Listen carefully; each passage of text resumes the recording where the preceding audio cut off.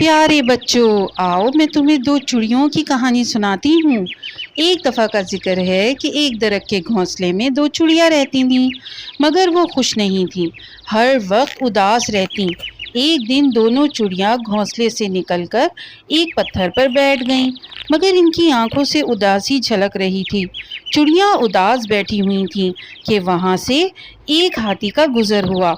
जब उसने दोनों चिड़ियों को उदास देखा तो पूछा कि आखिर ऐसे क्यों उदास बैठी हो? इस उदासी की वजह क्या है?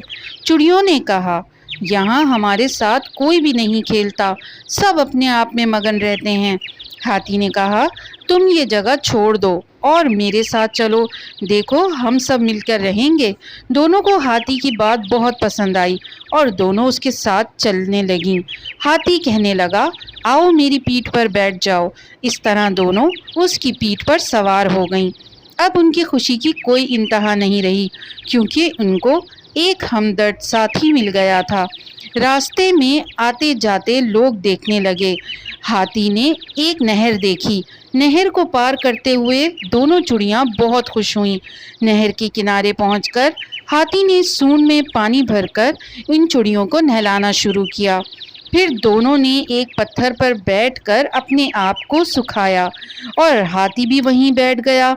जब सूरज की शुआएं दोनों पर पड़ीं तो दोनों सूख गईं और फिर से उड़ने लगीं, क्योंकि नहाने से इनके पर जो गीले हो गए थे अब वो पूरी तरह सूख गए। वो बहुत खुश थीं और वो उड़कर हाथी का शुक्रिया अदा कर रही थीं कि उसने उनकी उदासी कैसे दूर कर दी। हाथी वहीं करीब दरख्त पर घोंसला बनाने का चिड़ियों को कहता है, तो वो दोनों वहाँ घोंसला बनाकर हाथी के साथ हंसी खुशी रहती हैं। प्यारे बच्चों, इस कहानी से हमने ये सबक सीखा है कि किसी को अपनी खुशी में ज़रूर शामिल करना चाहिए और हमेशा एक दूसरे का दुख दर्द बांटते रहना चाहिए। अच्छी खुशी के साथ हम इन्हें हर खुशी में शामिल कर सकते हैं और यही कहलाती है सच्ची खुशी।